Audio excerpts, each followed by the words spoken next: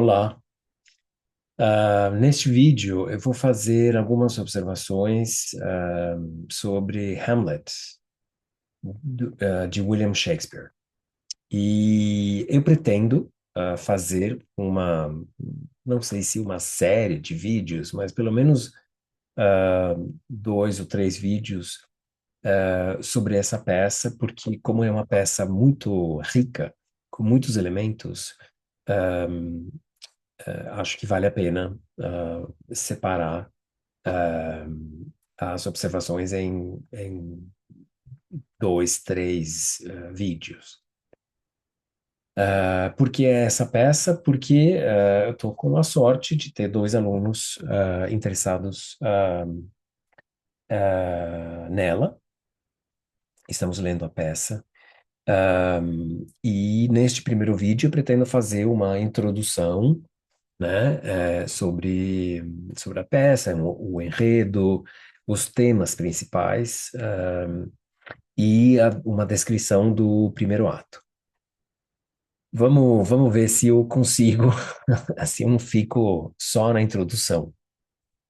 E eu vou deixar na descrição do vídeo links de vídeos que eu vi, né, que eu peguei na internet, no YouTube especificamente, um artigo, enfim, a fortuna crítica sobre todas as obras de Shakespeare e principalmente de Hamlet é imensa. Quer dizer, vocês vão achar ah, montanhas, né, de estudos e artigos e livros, enfim.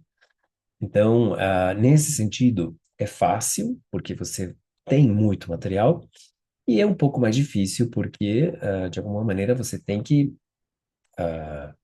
dar conta de tudo isso. Ah, a minha intenção não é ser exaustivo, tá?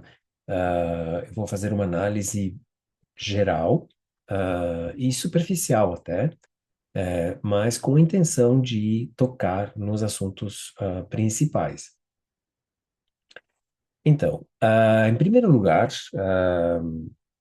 Hamlet, tem o título de Hamlet, Prince of Denmark, ok? É o príncipe da Dinamarca. E por que da Dinamarca? Né? Que vem a pergunta. Bom, eu acho que não tem muita dúvida, depois do primeiro vídeo que eu fiz sobre Beowulf, né? Que é esse poema épico, escrito em Old English, ou em anglo-saxão, que vem da tradição dos povos germânicos que invadiram a ilha da Inglaterra, mais ou menos a partir do século VII, né, e que trazem consigo toda a tradição, a cultura deles, a língua, né, e junto com isso, né, as histórias, os mitos, né? Não podemos esquecer que essa tradição de poemas épicos é uma tradição de histórias que pertencem às comunidades, aos povos, né? E que são transmitidas via oral, né? De geração em geração. E a história de Beowulf, né? Que está no vídeo anterior, ela se passa na Dinamarca, que foi um dos povos que invadiu a Inglaterra. Então, o fato de escolher a Dinamarca responde à tradição literária, tá? Essa é uma questão bastante comum, típica nas literaturas, que você vê como as histórias, inclusive, que é uma questão mais recente, a questão dos autores, né? A autoria é uma questão mais recente, eles se apoiam na tradição literária do seu povo, né? Então, por isso, a localização, vamos dizer assim, da ação é no reino da Dinamarca. E um pouco do contexto histórico é que William Shakespeare, eu estou vendo aqui para a minha cola, né? Nasceu em 1564 e faleceu em 1616.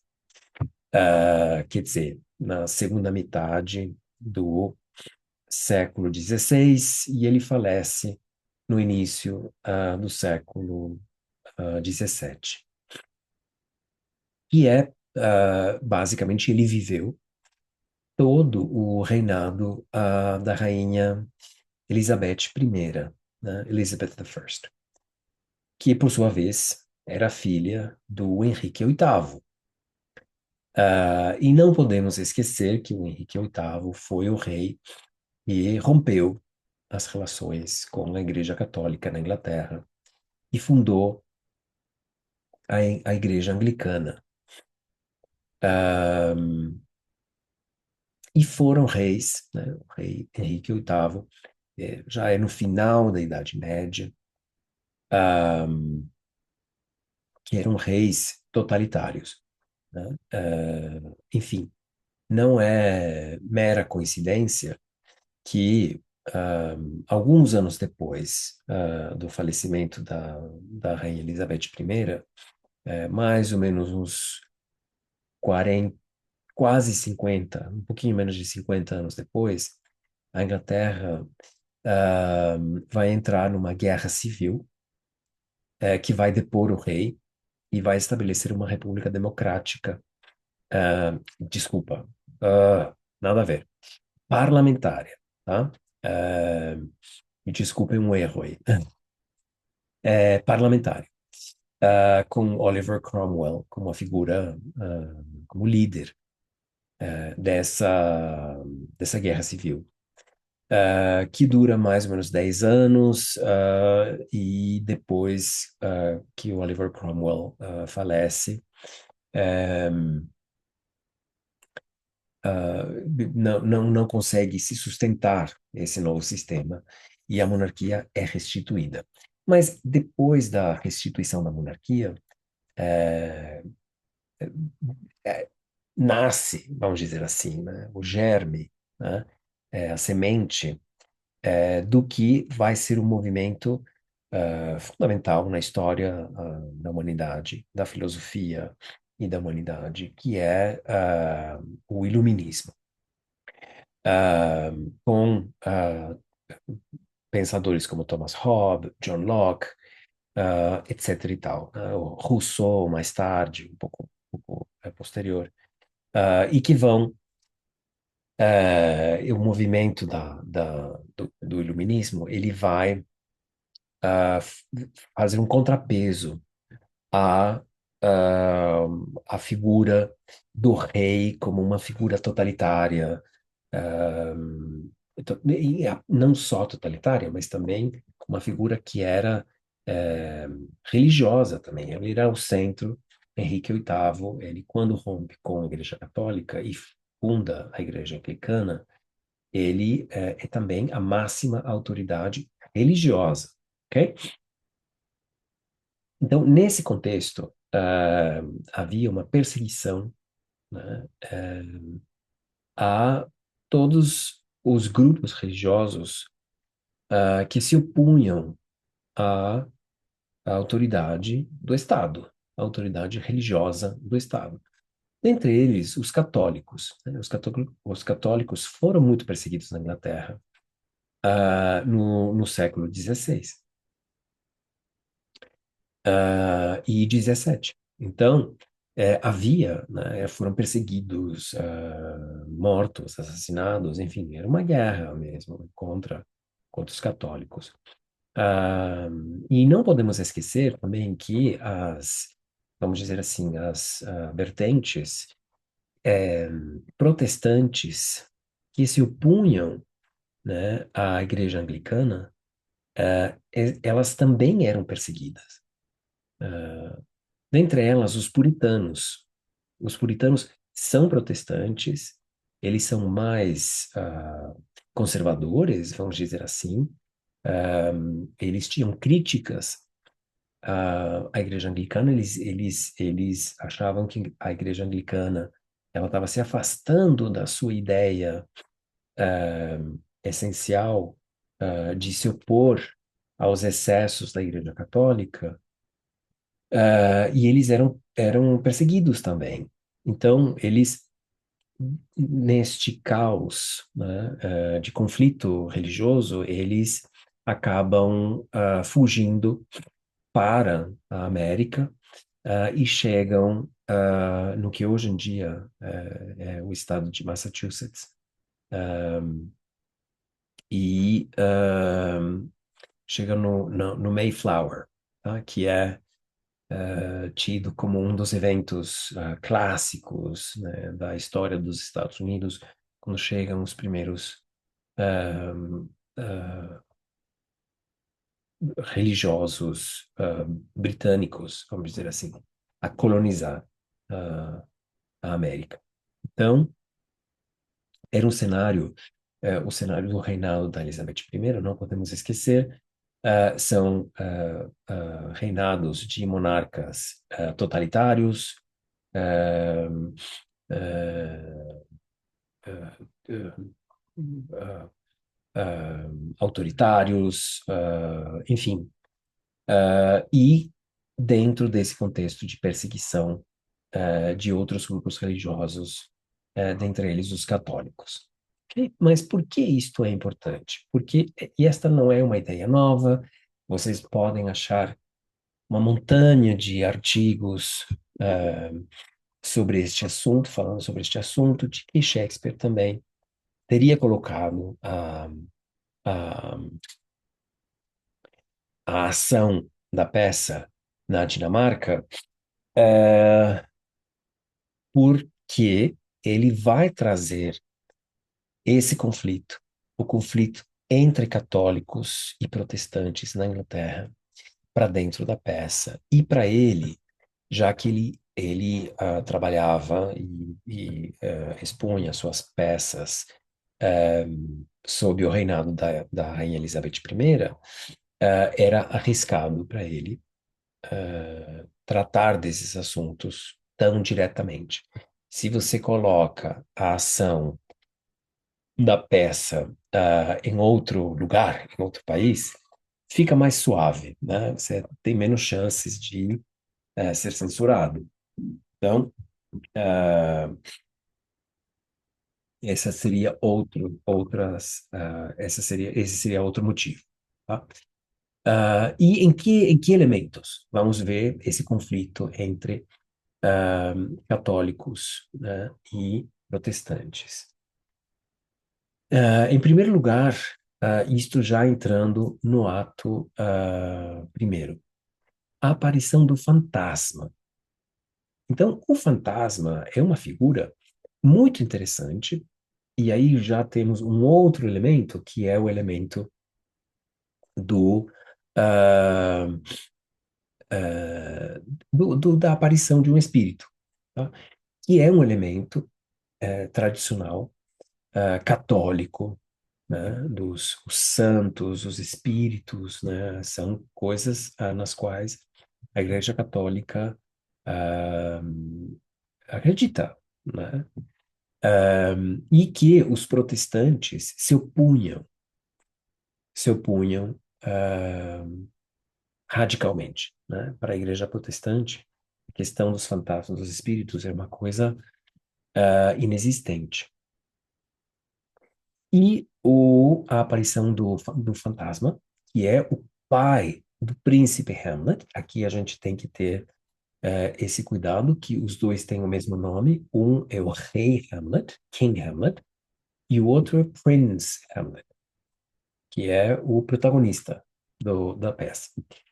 Um, então, King Hamlet, uh, ele diz que ele vem do purgatório, tá? Que ele está vamos dizer assim, num lugar ah, intermédio, e que depois de purgar, né, as coisas ruins que ele tenha feito, ele vai poder sair desse lugar intermédio. Então ele fala do purgatório, que é um lugar ah, entre o inferno e o céu, né, e o paraíso, que pertencem a tradição de imagens e de narrativas da Igreja Católica, não da igreja, na Igreja Protestante. E temos, por outro lado, o próprio príncipe Hamlet, Prince Hamlet, que ele tinha estudado na universidade, isso está na peça, né? A personagem tinha estudado na Universidade de Wittenberg, na Alemanha.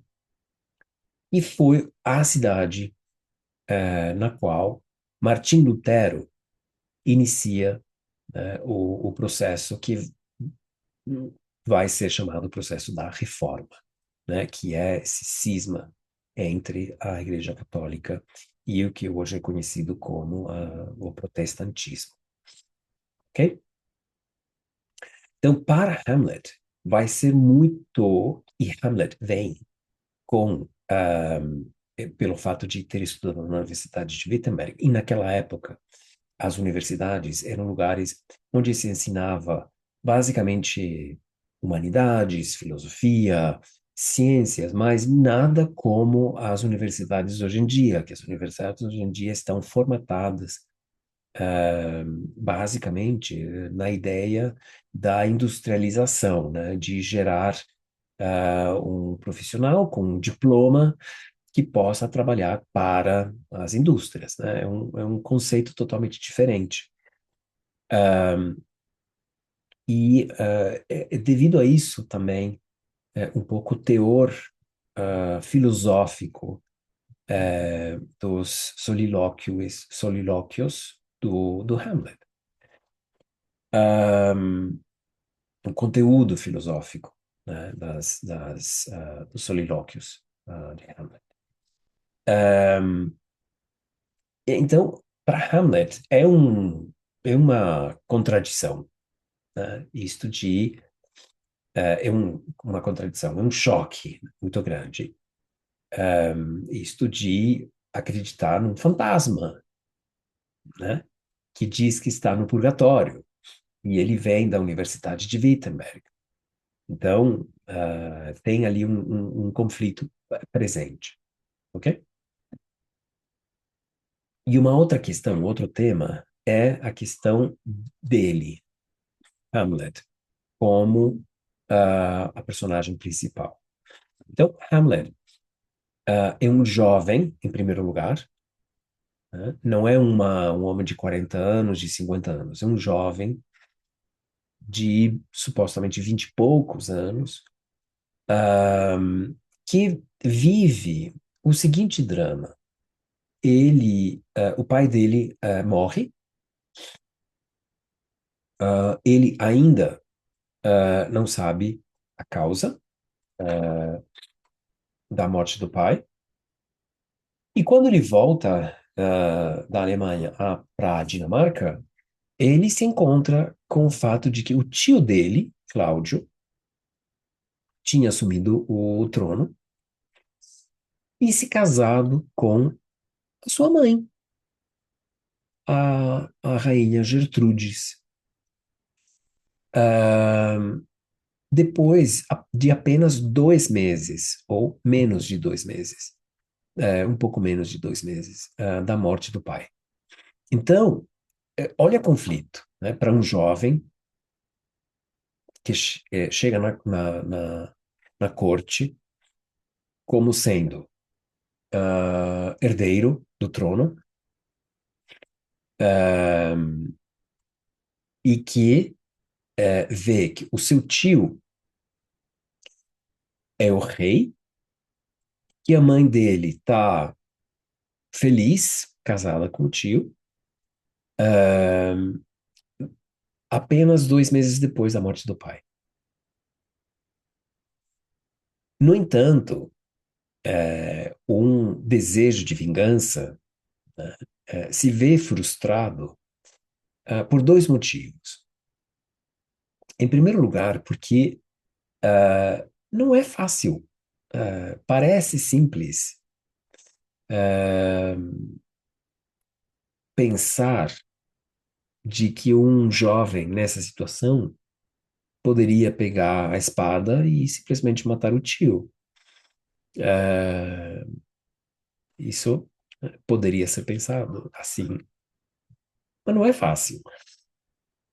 Na vida real, real, não na vida, é, enfim, de muitos filmes de ação, né? Na vida real, real, é, pegar uma espada ou uma arma e matar alguém é algo muito difícil, de se fazer. Você tem milhões de vozes que vão dizer para você, milhões de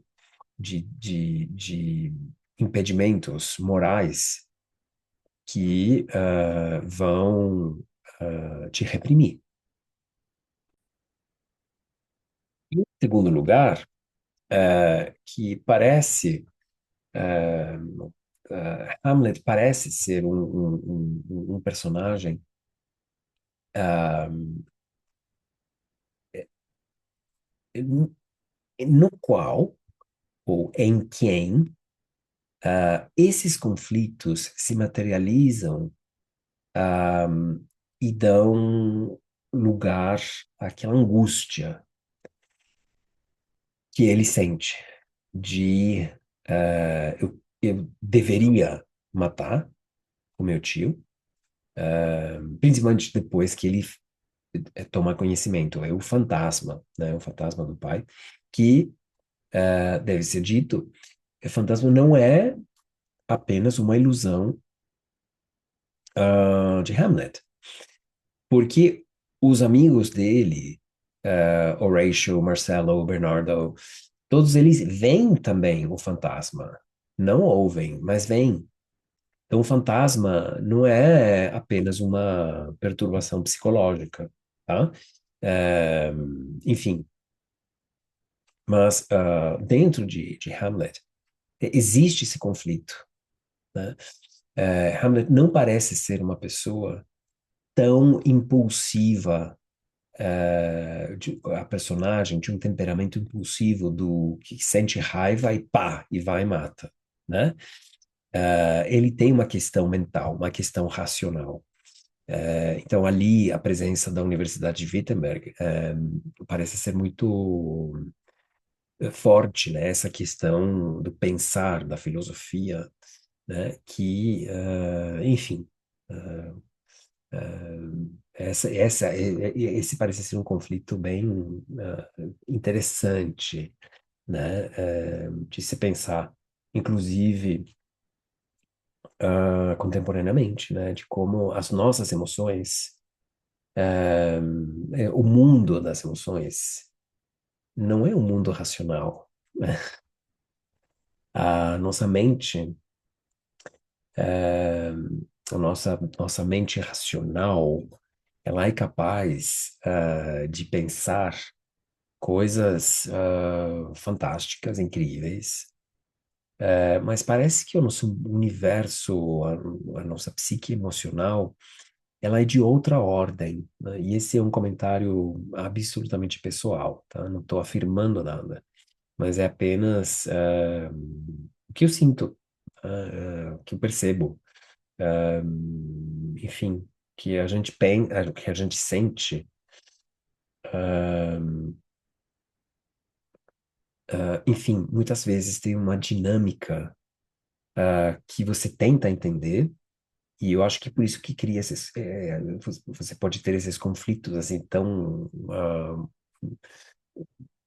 sérios, porque você tenta entender, mas a emoção não vai por outro caminho, né? E eu acho que vale a pena uma imagem que me ocorreu enquanto eu observava a gata do meu pai. Quando eu vou à casa do meu pai, fico com ele e tal. Durante um tempo ele tem uma gata.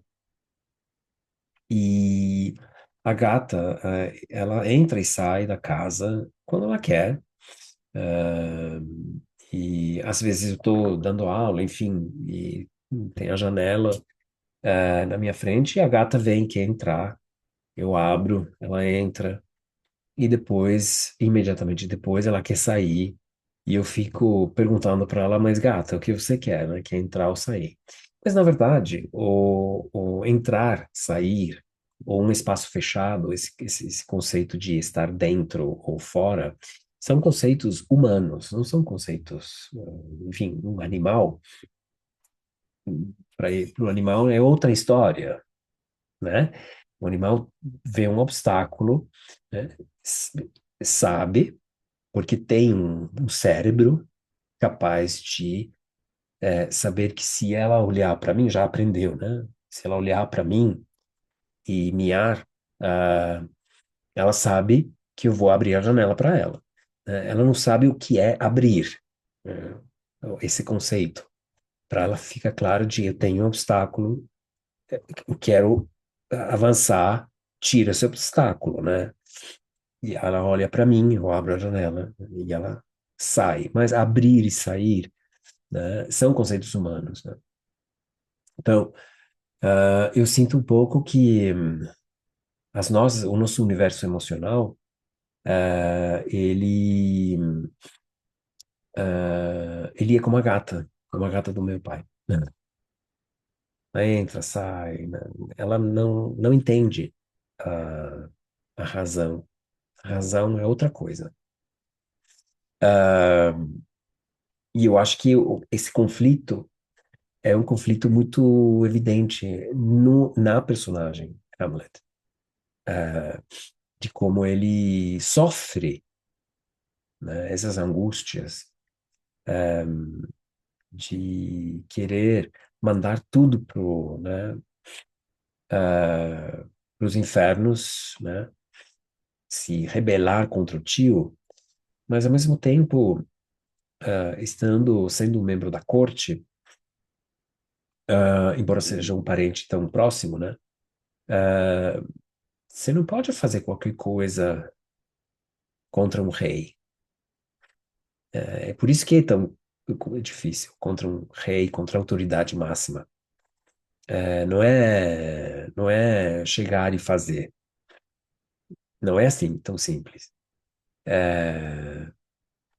Mesmo todo mundo tendo experiências mais próximas da realidade, contra um chefe, por exemplo.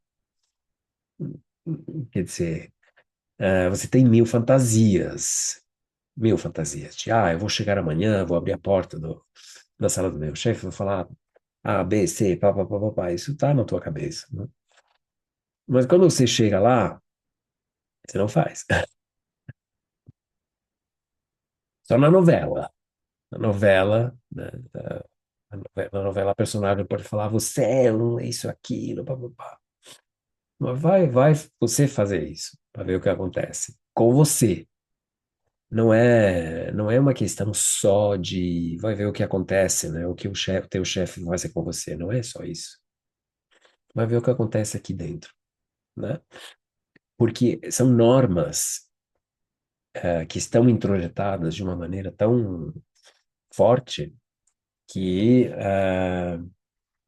enfim, não é simples, romper tudo isso, ok?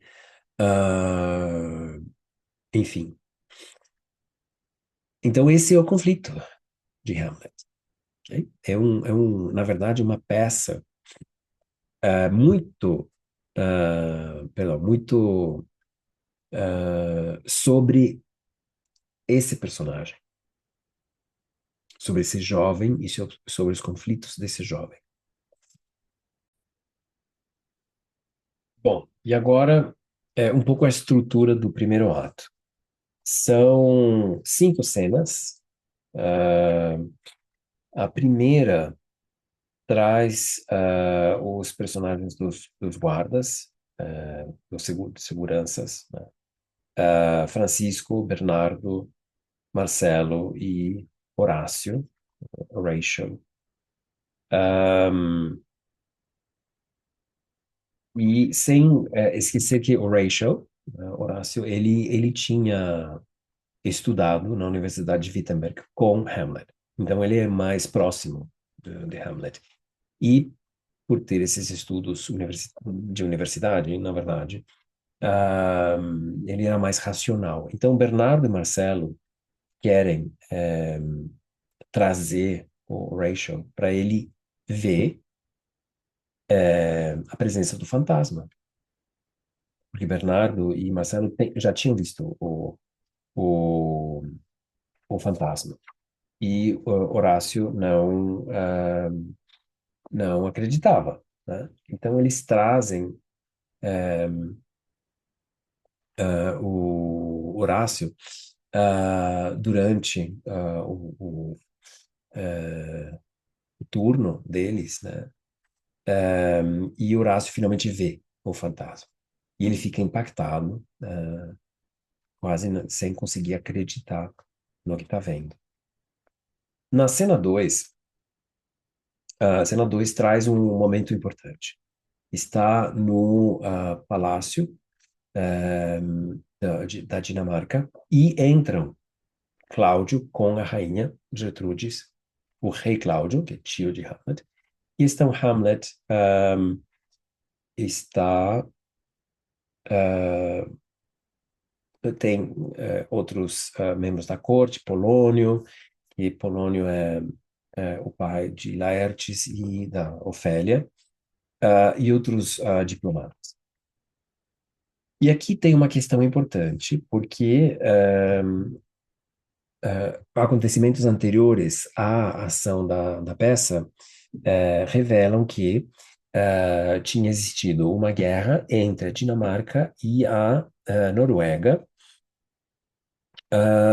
na qual tinha sido derrotado o rei Fortinbras, ok? E que, devido a essa derrota, os dinamarqueses tinham conseguido terras. O rei Hamlet tinha isso, essa tinha sido uma guerra do rei Hamlet, pai do príncipe Hamlet. E ele tinha conseguido terras para a Dinamarca. E, neste momento, o filho do rei Fortinbras, que tinha sido morto, né, o príncipe Fortinbras, ele estava planejando um contra-ataque, vamos dizer assim, de anos depois, para poder recuperar as terras que tinham sido ganhas pelo o rei Hamlet. Então, o rei Cláudio, que parecia ser um estratega, eh, ele começa, né, essa cena, desculpa, dando ordens a embaixadores para tentarem conseguir um acordo, né, com os noruegueses. E depois disso, ele ah, meio que faz um brinde, dá as boas-vindas a Hamlet. E tem uma troca aí muito interessante de frases, né, em que o Cláudio diz to my cousin, ok? But now my cousin Hamlet and my son, ok? Ele chama Hamlet de cousin, que seria primo. My cousin and my son, o meu primo e o meu filho. Mas fica muito uh, ambíguo, né? Porque Hamlet é o sobrinho dele, não o primo. Mas nas minhas pesquisas rápidas, tá, de internet, confesso, eu gostaria de ser mais detalhado e dar todos os links, mas numa pesquisa rápida, eu achei que o termo cousin era um termo, nessa época, utilizado de um modo geral para parentes, inclusive para amigos próximos. Então, é um termo muito, muito abrangente, né? E por isso a resposta de Hamlet, que Hamlet diz a little more than kin and less than kind. A little more than kin. Kin significa relatives, né? Parentes. Então, a little more than kin. Eu sou o teu parente, mas um pouquinho mais do que primo, né? Eu sou o teu sobrinho, né? And less than kind. Eu não chego a ser o teu filho. Então, Hamlet vai estabelecendo, as distâncias.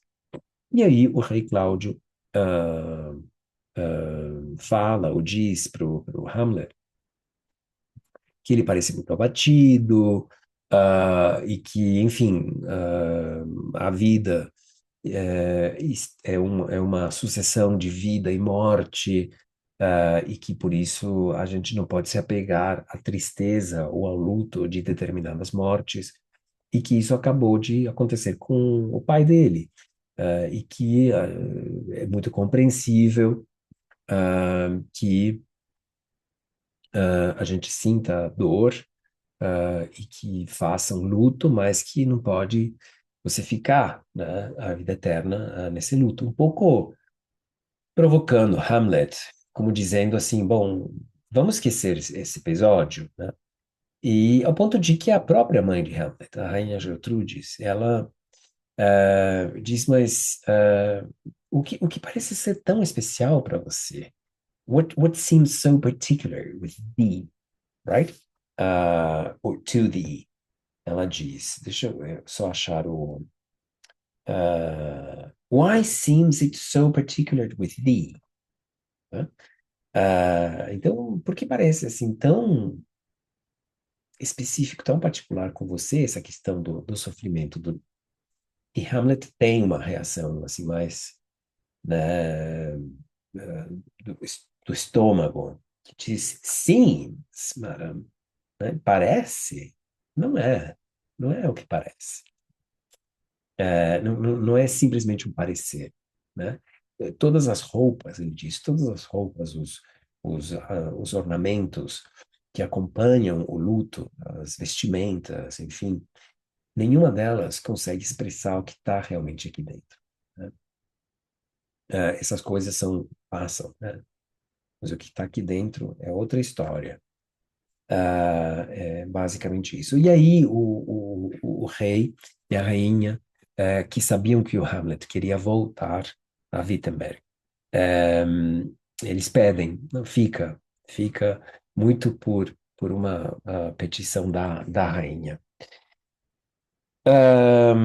E aqui temos o primeiro solilóquio, solilóquio, que em inglês é soliloquy, ok? Tem esse qui, solilóquio do Hamlet, ok? Que tem várias coisas interessantes, né? Eh, Em primeiro lugar, tem uma das frases que são super usadas, né, eh, em muitas outras obras, que é a frase que diz frailty, thy name is woman. Tá? Então, a fragilidade, o teu nome é mulher. Que dentro do contexto da peça está claro que ele se refere à mãe dele, né? Porque a dor dele é que a sua mãe tenha se entregado, né, ao tio tão rapidamente depois da morte do pai, né? Por isso vem essa esse epíteto, né, de frailty, thy name is woman. E tem, para mim, uma coisa muito interessante, que é as referências à mitologia grega, tá? Então, em primeiro lugar, ele compara o rei Cláudio e o pai dele, faz uma comparação dizendo que o pai dele, Hamlet, é um Hyperion, né? Hyperion, e que o rei Cláudio é nada mais do que um sátiro, né? Então, indo um pouquinho mais para o mundo dos gregos, o Hiperião é um titã, ah, que é o pai do Sol, do deus Sol, E que na guerra entre os titãs ele acaba sendo derrotado por Zeus, mas ele tem um status de ser um dos titãs, né? Dos principais deuses.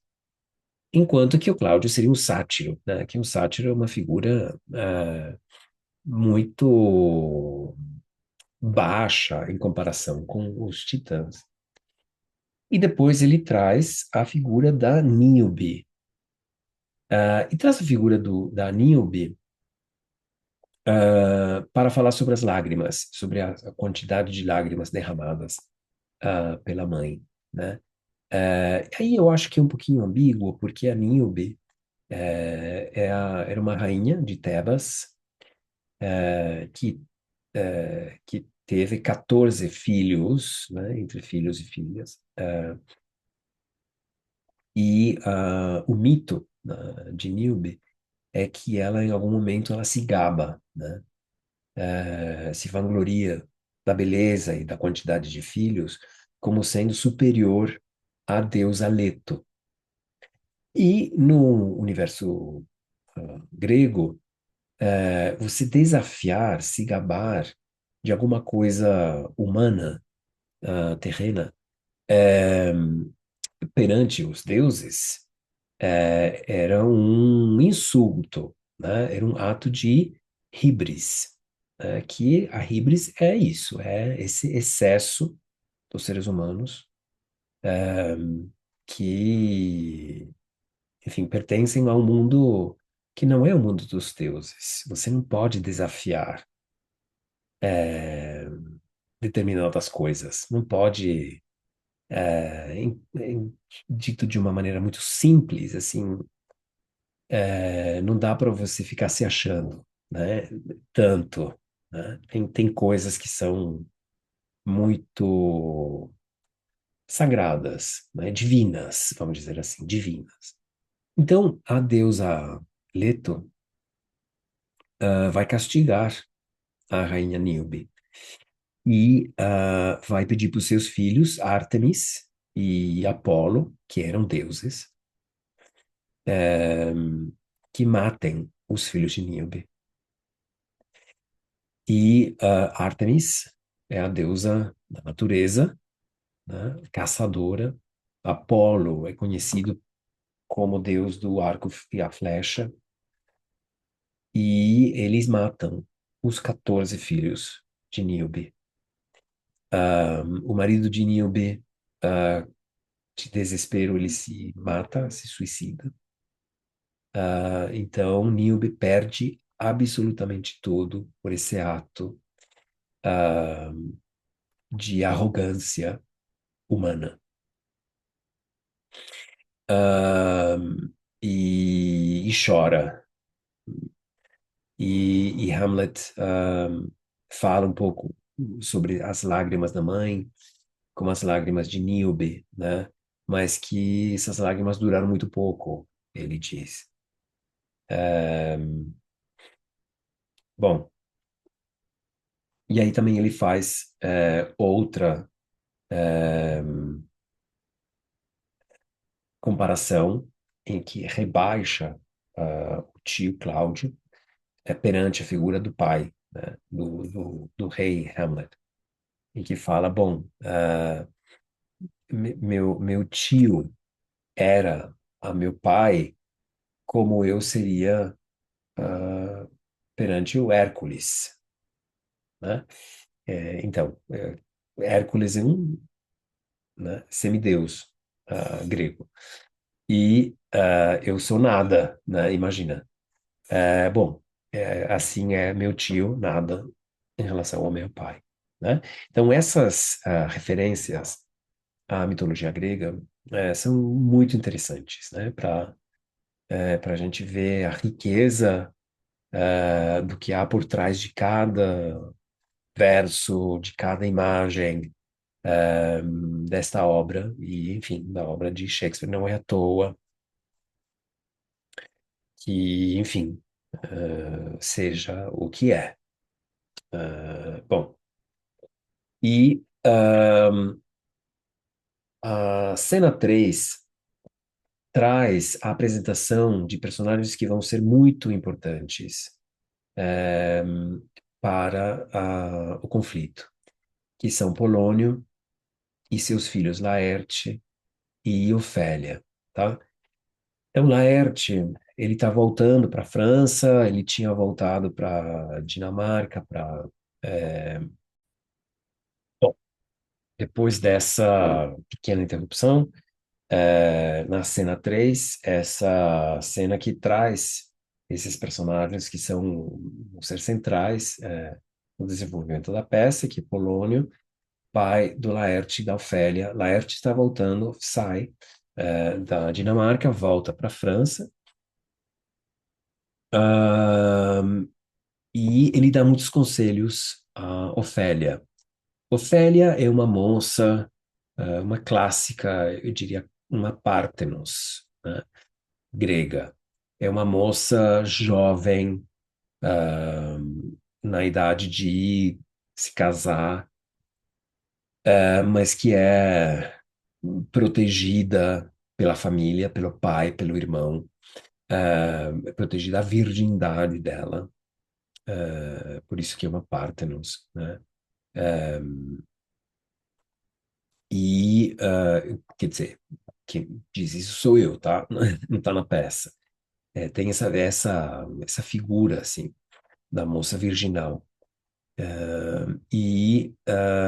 Os conselhos, basicamente, de ambos, tanto do irmão quanto do pai, cuidado com Hamlet, né? Cuidado com as intenções do príncipe Hamlet, porque ela diz a eles que o Hamlet já tinha falado de amor para ela, mas eles ficam super cautelosos, não confiam muito ah, no Hamlet, protegem, basicamente, com muito zelo, a Ofélia. Já as cenas seguintes, a cena 4 e a cena 5, vão trazer a questão do fantasma, né? Em primeiro lugar, de como Horácio e Marcelo e Bernardo convencem o Hamlet para vir até o lugar onde eles faziam guarda ah, no castelo, ah, e ah, para que ele veja o fantasma. Tá? E o Hamlet vê o fantasma, e o fantasma pede para o Hamlet se retirar a um lugar mais privado, um, e fala com Hamlet. E o fantasma, quando ele fica sozinho com Hamlet, fala o que eu mencionei no início, essa questão de que ele vem do purgatório e de que ele tem que vingá-lo. E aí ele revela a Hamlet que ele foi assassinado pelo irmão, que ele estava dormindo, ah, ah, perdão, descansando, ah, ao ar livre, e o irmão colocou um veneno, tinha colocado um veneno no ouvido, um veneno que lentamente, né, ou rapidamente, na verdade, entrou no corpo dele e o matou. Então, ah, Hamlet fica totalmente chocado, ah, louco.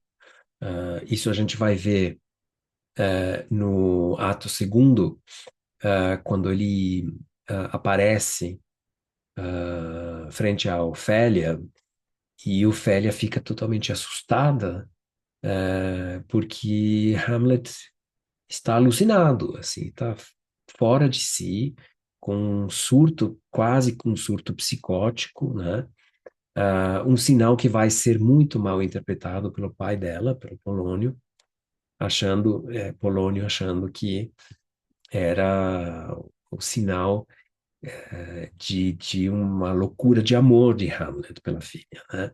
E aí, com esse erro de interpretação, Bom, basicamente, ele vai ocasionar o fazer com que eh, a filha morra, finalmente. Mas, enfim, esse já vem, isso vem para frente. Até o ato um, o Hamlet recebe essa notícia do pai, fica transtornado, mas o fantasma sai de cena, pede para o Hamlet que o Hamlet peça também a Horácio, Marcelo, Bernardo, as testemunhas que tinham presenciado a presença do fantasma, não a fala do fantasma com Hamlet. O fantasma pede, né, que eles jurem que não vão falar o que viram, né? E assim termina, né, nessa petição, né? Hamlet pede para eles, guardem o segredo, não falem, e assim termina o ato um com Hamlet, com essa notícia, com o impacto dessa notícia, de saber que o tio dele tinha assassinado o pai dele, né? Imagina essa notícia, né? Para qualquer pessoa, qualquer mortal, você saber disso. E que ainda por cima o teu pai, ainda por cima, é o rei, né? Enfim, né? Com esse peso, né? Isso falado por um fantasma, né? Com tudo isso dentro, termina isso dentro de Hamlet, né? Termina o primeiro ato, da peça.